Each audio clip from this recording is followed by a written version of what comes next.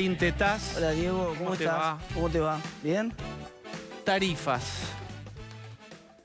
¿Qué pensás vos si no fuera del frente de todos? Te muestro el proyecto y no te digo de quién es. El desafío de las gaseosas, te vendo los ojos y te digo, mira, el 10% de mayor acceso no va a tener ningún subsidio más, el 20% con más necesidades el porcentaje de la población va a tener solo 20%, el resto 40%, pero después industriales y demás hasta 70, 73. ¿Te gusta? ¿No sabes de quién es el proyecto? No, es un disparate. Y te voy a decir por qué. Por muchas razones. Vivimos en una sociedad que por suerte es capitalista. Funciona con un sistema de precios y asigna los recursos en función de la escasez de cada uno de esos precios. Y por lo tanto, de cada uno de esos bienes. Eso es lo que determina el precio, cuán escasos son esos bienes. Y por lo tanto, si la energía es más escasa, el precio es más caro para todos.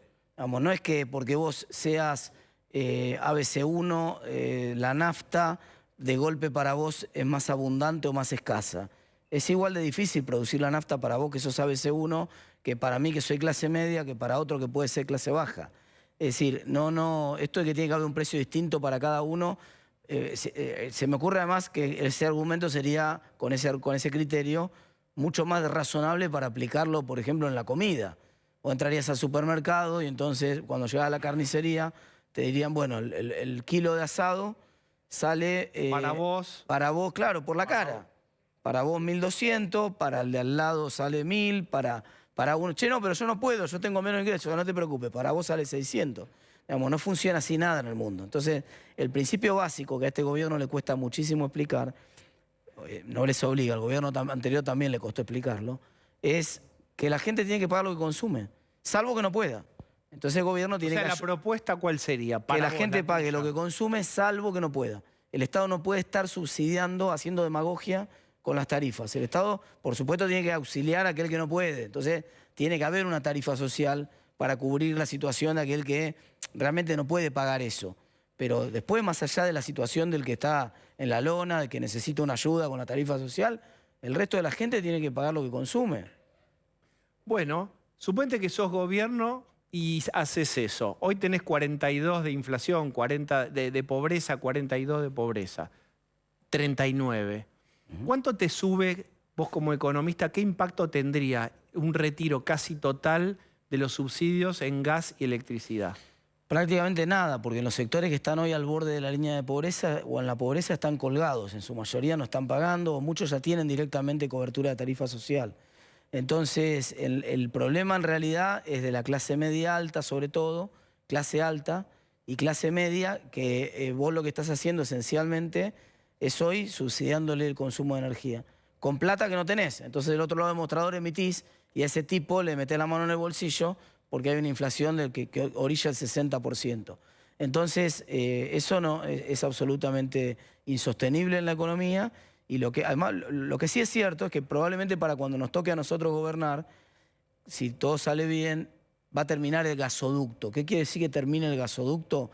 Que de Vaca Muerta a la generación de energía, la etapa de generación de energía va a ser mucho más barata de lo que es ahora. Y por lo tanto, hoy estamos importando, pagando $30 el millón de BTU de energía importada, de gas importado. Eso se podría producir gasoducto mediante, hoy se puede producir en Vaca Muerta y lo podríamos tener a $4 o incluso a menos. Ese gasoducto no estaba ni empezado. Ese gasoducto está licitado y está en proceso avanzado. Por ejemplo, ya está terminada toda la licitación de los caños, esa ya la ganó una empresa, ya está avanzado. Es decir, ese gasoducto, el plazo de terminación es que algunos dicen que podría estar para el invierno que viene. ¿Quién paga ese gasoducto? Lo paga el Estado Nacional, obviamente. ¿Y va a estar para el año que viene? Ellos dicen que va a estar para el año que viene. Yo me conformo en esta cuenta, que en virtud de la pregunta que me haces vos, con que esté para el otro invierno. O sea, que haya que en 2 años lo terminen. Si eso ocurre, nosotros no vamos a tener la restricción de un gas tan caro y de una generación tan cara. Entonces, como la energía no va a estar tan cara, no va a haber que trasladar ese costo tan alto a la factura de los vecinos. ¿Me explico? Entonces, en una de esas tenemos esa suerte de que el shock de energía, de la corrección de tarifas, no necesita ser tan grande. Bien. Eso puede ser el futuro. En el presente, cuando haya algunos resultados de las audiencias, si se judicializa, etcétera. No, no se va a judicializar porque ¿qué va a judicializar si están aumentando en promedio 20% las tarifas? Están aumentando muy por abajo de la inflación. Bueno, sería que se judicialice, no El lo contrario. kirchnerismo no piensa lo mismo. Ellos son los que están aumentando. 20% por debajo. Es Basualdo el secretario de Energía. Bueno, pero no es claro quiénes son ellos. No, sí, es claro, bastante claro. Kirchnerismo, el que está tomando las decisiones de tarifas hoy en la Argentina es el kirchnerismo. Bien. Y no pareciera muy conforme con ese 20% de aumento para sectores más vulnerables, 40%. ¿Vos crees que ahora sí están de acuerdo? Lo que pasa es que ellos son los que hicieron el segmentado ese, porque si no nadie hubiera implementado ese disparate. Además, eso tiene muchos problemas de implementación. Yo eso, antes de discutirlo, nos pasa mucho a veces en los medios y la política se deja llevar puesta a veces por esto, que discutimos sobre cosas que no pasan nunca. Es como yo te trato de discutir, digo, mira, el día que yo baje 10 kilos vamos a discutir si me puedo poner el pantalón chupín del que habla Casero o no me puedo poner el pantalón chupín de Casero, ¿está bien? Y es una discusión que no tiene sentido porque no voy a bajar nunca los 10 kilos, ¿entendés? Entonces, discutamos lo posible. Esa segmentación de tarifa que quiere hacer el gobierno es un despropósito desde el punto de vista teórico y desde la práctica muy difícil de implementar. Entonces yo primero lo quiero ver, después hablamos. Patricia Bullrich dice a quien quiera escucharla una palabra: bimonetarismo. Dólar, peso, si es que entiendo bien. ¿Qué pensás vos de esa fórmula? Que ya existe eso, digamos, ya hay en Argentina, la gente ahorra en dólares, por ejemplo, hace transacciones inmobiliarias en dólares, o sea, ya alternativamente se usa el dólar para muchas cosas, inclusive ahora hasta para los alquileres. Entonces ya en la práctica ya existe. La discusión es si eso va a estar perfectamente legalizado. Bueno, nosotros hicimos un proyecto con Luciano Laspina hace unos días, lo presentamos en el Congreso, para que efectivamente sea así, para que la gente pueda hacer contrato en la moneda que quiera. Eso es razonable. No, de todas maneras, eso no resuelve el problema de la inflación. Nosotros, para atacar el problema de la inflación, necesitamos una reforma monetaria muy contundente a la chilena, a la peruana, a la colombiana. Yo digo, Autonomía del Banco Central. Chile, Perú, Colombia Plus, le digo, ¿no? ¿Viste como el Disney Plus que está ahora, perdón el chivo? Bueno, Chile, Perú, Colombia Plus. Entonces, un poquito más estricto todavía que Chile, Perú, Colombia, ninguna injerencia del presidente. Le cortamos las manos al presidente. No quiero traer una analogía con este tema, me quedó picando el chiste, pero le cortamos metafóricamente las manos al presidente para que no pueda nombrar a las autoridades del Banco Central ni removerlas, que no vuelva a haber un caso Redrado, pero tampoco un caso Sturzenegger-Caputo, ¿no? O sea, que esta situación donde el presidente nombra a los presidentes del Banco Central no exista nunca más, mucho menos donde los remueve. Que nunca más esté la maquinita. Esa maquinita hay que romperla, la maquinita hay que romperla. La de la emisión. Sí, claro, la maquinita de la emisión se tiene que terminar el 10 de diciembre, porque además es lo que pactó el propio gobierno con el Fondo Monetario. En esta propuesta estoy seguro que voy a conseguir el acompañamiento incluso del propio oficialismo. ¿Cuál es tu fuente de ingresos? ¿Préstamos externos ya no tendrías? No, bueno, probablemente. ¿Recaudación te puede subir, pero es suficiente? Bueno, ¿es impuestos, deuda o emisión? Elige tu propia aventura. Claro, ¿Con qué te...? Claro, obviamente la Argentina está en un programa que yo creo que no va a cumplir de corrección fiscal de acá hasta hasta fines de 2023. Supuestamente la reducción del déficit llega en 2024 a un poquito menos de 2 puntos del producto del déficit. Yo creo que no la va a cumplir el gobierno, pero esa es la meta del gobierno hoy. Y yo creo que la corrección va a ser por el lado del boom de crecimiento que va a haber en la economía argentina si se aplican las reformas, por ejemplo, en las que estoy pensando yo. Si vos aplicás una reforma que cambia las reglas laborales para las pymes y le sacás el miedo a los pymes de contratar trabajadores, podrían contratar 650.000 trabajadores en el primer año, 300.000 trabajadores en el segundo. En 2 años tendrías 1 millón de puestos de trabajo nuevos. Si vos estabilizás la economía... ¿Qué le dirías a todos los abogados laboralistas, amigos y que nos están viendo? Que hay una ley de emergencia laboral que vamos a aprobar en diciembre del año 2023, cuando lleguemos al gobierno, y que esa ley va a sentar una nueva norma que va a establecer un sistema de seguro de desempleo para los trabajadores que hoy no están trabajando y que queremos incorporar al mercado laboral, que no afectamos ningún derecho para atrás porque no estamos tocando el stock de los trabajadores, estamos generando una condición con carácter de emergencia porque el mercado laboral está en emergencia. Un trabajador nuevo que entonces, ¿cómo es? ¿Lo podés despedir, no lo podés despedir? El trabajador nuevo ingresa en un régimen donde se hace un aporte similar al régimen de la construcción, ¿viste?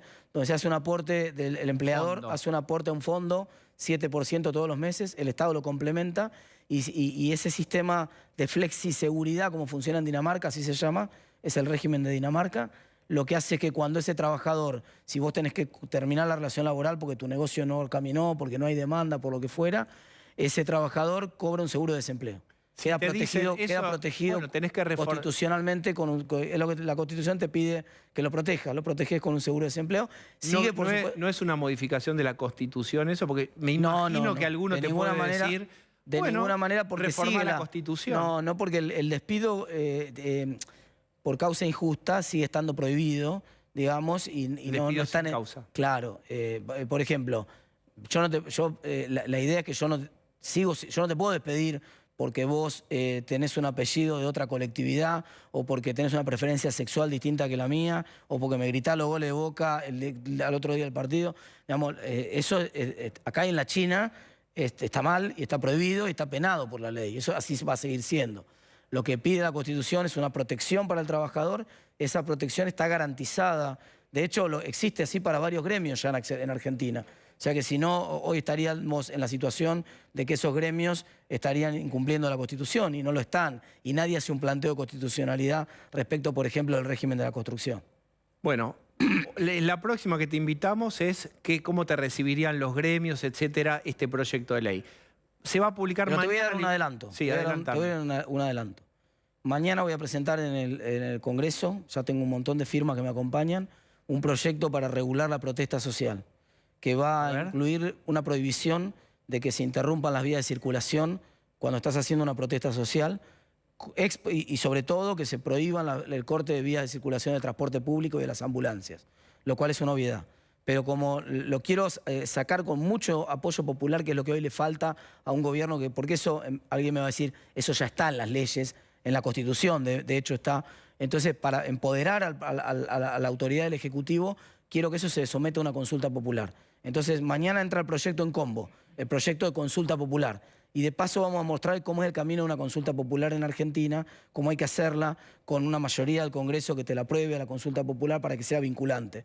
Y ese es el mismo camino que vamos a hacer si una minoría organizada, pero minoría al fin, quiere ponerse adelante de una reforma apoyada por una mayoría de los votos en Argentina. El mecanismo de consulta popular, para recordarlo, ¿para qué temas se puede usar? Pues, digamos, no sé, supónete, el kirchnerismo en su apogeo podría haber dicho, voy a hacer una consulta popular ahora si hay que reformar la justicia. ¿En qué modo y qué tiene que pasar para usar esta herramienta? Debió haber tenido, primero tiene que salir, para que sea vinculante, tiene que tener una mayoría parlamentaria, primero, o sea, tiene que salir como un proyecto de ley y por lo tanto tiene que tener mayoría en el Congreso y después tiene que ganar en el plebiscito ese o el referéndum ese, lo tenés que ganar en la calle, con el voto popular. Entonces, si eso ocurre, obviamente es vinculante, se convierte automáticamente en una ley. ¿Tenés todo el apoyo de Juntos por el Cambio para esto? Tengo muchas firmas de muchos sectores de Juntos por el Cambio, exactamente, sí. ¿De PRO, de Coalición Cívica y del radicalismo? Exactamente, sí. Bien, entonces, ¿cómo titularías a este proyecto de ley? Regulación de la protesta social. ¿Había alguien de mi ley vos tenés un montón de derechos en la Constitución. Tenés el derecho a la protesta que hay que garantizar, pero también tenés el derecho a la circulación, el derecho a trabajar, etc. Hay que conciliar esos derechos. Lo que hace este proyecto es conciliar todos esos derechos. Muy bien. Mañana va a salir un índice de inflación. ¿Tenés alguna estimación vos? ¿Y cuál es tu número como economista? Toda esta parte es más como economista, salvo esto de la protesta social. ¿Qué número imaginás? Las estimaciones privadas están un poquito arriba de 6. Es probable que el número esté alrededor de 6. Punto más, punto menos, decimal más, decimal menos. Digamos, si vos tenés 6 todos los meses, quiero que entendamos esto. 6% mensual, si vos tenés 6 todos los meses, en un año tenés 101%.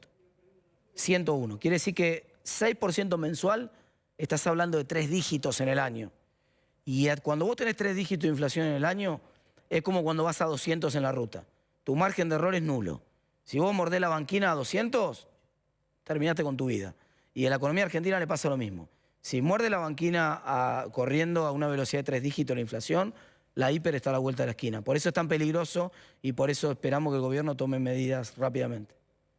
Estas iniciativas de adelantar el salario mínimo, de ampliar jubilaciones para los que no tienen todos los aportes, etcétera, incentivar expectativas con paritarias altas, que obviamente todo el mundo quiere tener una recomposición salarial. ¿Cuánto impactan en la inflación? Las dos del borde, digamos, los dos panes de sanguchito que pusiste en el medio, el jamón que pusiste en el medio, nada. Vamos, no, nada, porque en realidad lo que están haciendo, ya está la inflación corriendo arriba del 60%. De hecho, hoy pactar salarios al 60% probablemente sea pactar salarios a la baja. Entonces vos no le podés echar la culpa a los trabajadores porque es exactamente el mismo error conceptual que echarle la culpa a los empresarios. No es ni culpa de la inflación de los empresarios ni culpa de los trabajadores, es exclusivamente... Pero el salario es un precio de la economía. Exclusivamente culpa del gobierno. Claro, pero la inflación no es culpa... Por supuesto que no es con los trabajadores. La inflación no es culpa de un precio... Ese es una buena pregunta tuya. La inflación no es culpa de que un precio se lleve puesto al resto de los precios. La gente a veces se imagina la inflación como un scrum de rugby, donde hay el de atrás, el pilar más grande está empujando a los otros, ¿no? Esto no es así, no es que un precio empuja a todos los demás. Todos los precios de la economía se fijan en una unidad monetaria, que es el peso, se fijan en peso. La unidad de cuenta de la economía argentina es el peso. Entonces, si yo fijo todos los precios en una unidad monetaria que vale menos, obviamente los precios después son un poco más altos. Si yo fijo todos los precios de la economía en pesos, esta copa vale, ponele 500 pesos. Pero si yo la fijo en centavos, entonces no vale 500 pesos, ¿me entendés? Vale 50.000 centavos. ¿Me entendés lo que te quiero decir? Sí. Entonces, el número nominal aumenta porque lo que está cayendo es el valor de la moneda en el cual está expresado ese precio. Eso es lo que está pasando con la economía. Entonces, los salarios también están expresados en esa moneda. Claro, todo lo que esté expresado en esa moneda se va a mover. Vos lo vas a ver moverse todo al mismo tiempo. Vas a decir, va a ver quién se movió primero. Vas a decir, fueron los salarios. Esto es como si yo veo que la gente sale con paraguas a la calle y digo, estos son los tipos que hacen llover. Porque estos salieron primero con el paraguas. Yo vi que primero salieron estos tipos con el paraguas y después se largó a llover.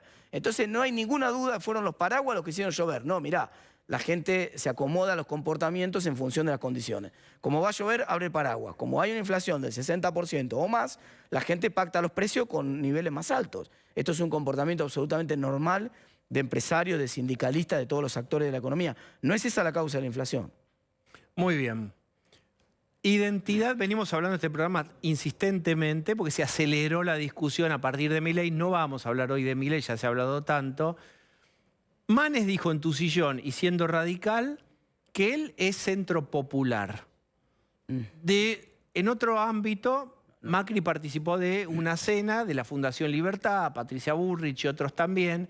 Larreta estaría más en un centro, me parece que centro popular no. Descubre tu propia aventura de identidad de Juntos por el Cambio. ¿Cómo nunca entiendo? A veces la gente no entiendo lo que quiere decir centro popular, ¿no? Es una categoría que no conozco, realmente, no la conozco. Obviamente si estás haciendo política y aspirando a representar al pueblo, todos son populares. Inclusive los que están a la derecha también son populares. Digamos, esta pretensión de que unos son populares y los otros no son populares no tiene sentido, porque se trata de una elección con el pueblo, o sea que todos son populares por definición.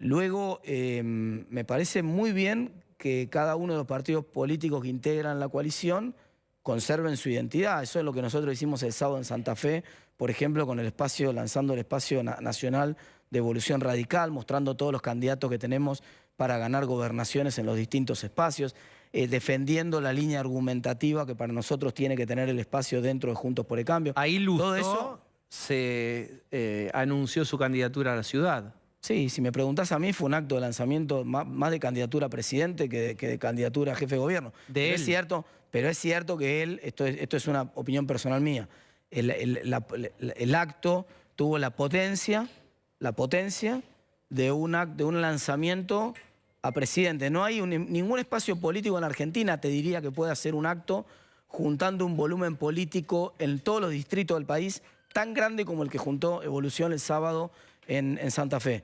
Entonces, para mí es un acto un poco que una candidatura a jefe de gobierno le queda un poquito chica. Lustó. Sí, me parece que sí. Pero bueno, es una decisión que tendrá que tomar él en el momento, que me parece bien y se la respeto. Yo lo que creo es que está muy bien que cada espacio político defina su identidad. No me molesta, me parece bien que el PRO quiera definir su identidad, que el radicalismo también, siempre que entendamos todos que a la gente que nos votó en la elección del 21 y que nos va a votar en la elección del 23, no le interesa ese debate. O sea, a la gente lo que le importa es que nosotros estemos juntos. No, Martín, y lo que le importa sí es la le etiqueta de interesa, juntos. porque la gente que era de Cambiemos y hoy de Juntos por el Cambio vio que cuando empezó la turbulencia en el avión del gobierno anterior por las tarifas y demás, hubo desacuerdos fuertes internos. Aranguren se fue también por pedido de socios del PRO. Pasaron cosas ahí Bien, pero internamente en esa tripulación. Ok, pero que no somos Boy Scout tampoco. Esto es política, es una coalición y en las coaliciones hay opiniones diferentes. Y uno no tiene que enojarse porque el pariente el 24 de la noche levanta la voz en la mesa. Eso no quiere decir que la familia no está unida ni que no va a tirar toda junta para el mismo proyecto. Esto es normal, está bien y es sano que así sea. Me preocuparía que en una coalición de partidos no existan diferencias, matices, opiniones distintas. Ahora, cuando uno lo mira a la luz de lo que está pasando hoy con el partido que gobierna, aquello que vos decís del 2015, 2016, es un juego de niños. Bien. Martín, gracias. Bueno, muchas gracias, Diego. Hasta luego. Bien. Bueno, voy